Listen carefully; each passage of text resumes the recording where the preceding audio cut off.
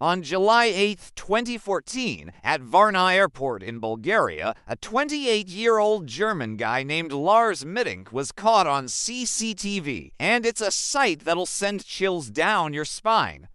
Picture this. He's sprinting through the terminal, all alone, barefoot, and looking absolutely terrified. He bolts out of the building, leaps over a fence, and just like that, he disappears into the surrounding fields. And here's the kicker, he was never seen again. That final footage, just a few seconds long, has become one of the creepiest videos on the internet. Millions have watched it, trying to decode the sheer panic in his eyes and the chaotic energy of his movements. It leaves you wondering, what on earth made him run like that? To understand that moment, you have to go back a week. Lars was on holiday with his buddies at Golden Sands, a chill seaside resort on Bulgaria's Black Sea coast. They were just a bunch of ordinary guys in their 20s. You know, enjoying beers, soaking up the sun, and playing football. Nothing too crazy, right? But then one night, things took a turn. Lars got into a heated argument at a bar with some locals. Depending on who you ask, it was either about football or maybe it got out of hand after his friends decided to call it a night. Whatever the case, it ended with Lars taking a punch to the head. Ouch. At first, Lars didn't think much of the dizzy spells. His friends were all about staying another night to soak up the good vibes, but he figured it was best to get checked out. So, off to the doctor he went, and the verdict, a ruptured eardrum. Not exactly life-threatening, but definitely painful, enough for the doc to tell him flying home wasn't a smart move just yet. His buddies offered to hang back, but Lars insisted he'd be fine. "I'll be okay," he reassured them with a smile. They left on July 7th, and that was the last time they saw him. After they took off, though, Lars started acting, well, a bit off. He called his mother, Sandra, several times, his tone shifting from calm to panicked. He told her that people were following him, that someone wanted to rob him or drug him. He said he didn't feel safe. At one point, he whispered that he was hiding and that she shouldn't contact anyone from his trip. Sandra thought maybe it was the medication he'd been prescribed. Cephalexin, an antibiotic known to have rare psychological side effects in some people. But something about his fear felt real.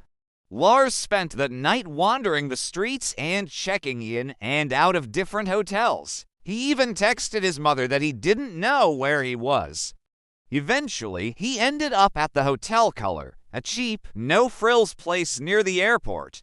The receptionist later said Lars looked anxious and paranoid. He wouldn't eat. He paced the halls. At one point, he called his mom again and told her that strange men were coming to get him. By morning, he decided to go home after all. Sandra booked him a flight from Varna to Hamburg and arranged a doctor's note so he could fly despite the ear injury. Everything seemed back on track. Then came the airport. Around 5 a.m., Lars arrived at the Varna Airport Medical Center to have his ear checked by the on-site physician, Dr. Kostakostov. During the exam, something spooked him. According to the doctor, Lars became visibly agitated when another man entered the room, a construction worker doing maintenance. Lars asked, "What's he doing here?" The doctor said it was just routine work, but Lars' eyes widened. Then, without warning, he stood up, shouted, "I don't want to die here," and bolted out the door. CCTV footage captured the rest. Lars leaves the terminal, sprinting past travelers, tossing his backpack behind. He runs through the parking lot, across the road, and into a nearby field. Witnesses said he climbed a fence, disappearing into the trees near an abandoned construction site. He left behind everything: phone, wallet, passport, luggage, and then nothing. Despite massive searches by Bulgarian police, local volunteers, and even private investigators hired by his mother, Lars was never found. No confirmed sightings, no remains, no clues. It's as if the earth swallowed him. The theories that followed split into two camps, rational and sinister.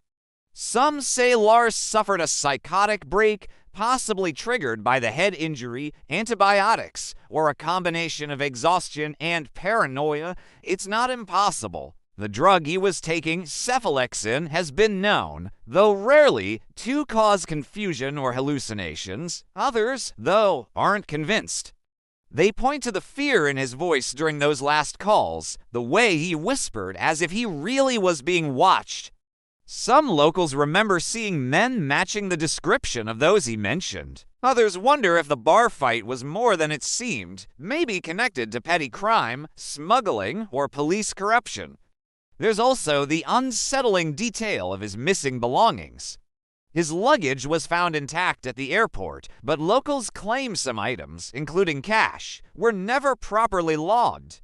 Sandra, his mother, believes someone in Bulgaria knows more than they're saying. The last credible sighting came months later when a truck driver reported seeing a man resembling Lars wandering along a rural road near Varna, dazed and disoriented. But it was never confirmed. Years passed and the case grew colder. But the video, that haunting final sprint through the airport, keeps it alive.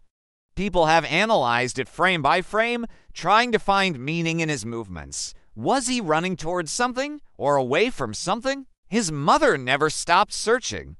She made repeated trips to Bulgaria, followed dead leads, even consulted psychics and survival experts. Her hope never completely faded.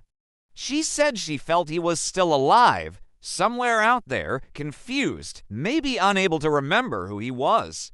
But as the years rolled on, hope turned into silence. In 2019, Bulgarian authorities reopened parts of the investigation, combing the fields again with cadaver dogs. They found nothing. Lars Mittank would be 38 years old today. The mystery remains unsolved, hovering between logic and the uncanny.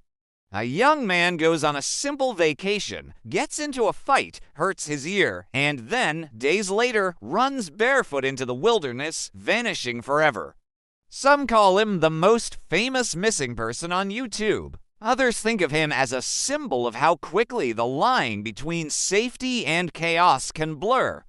There's something disturbingly modern about his story. Paranoia bleeding into real danger, technology capturing the moment of disappearance, never the reason behind it. Because no matter how many times you watch that footage, the panic in his eyes, the sudden flight, you can't help but wonder, what did he see that made him run like that? And where did he go when the camera stopped?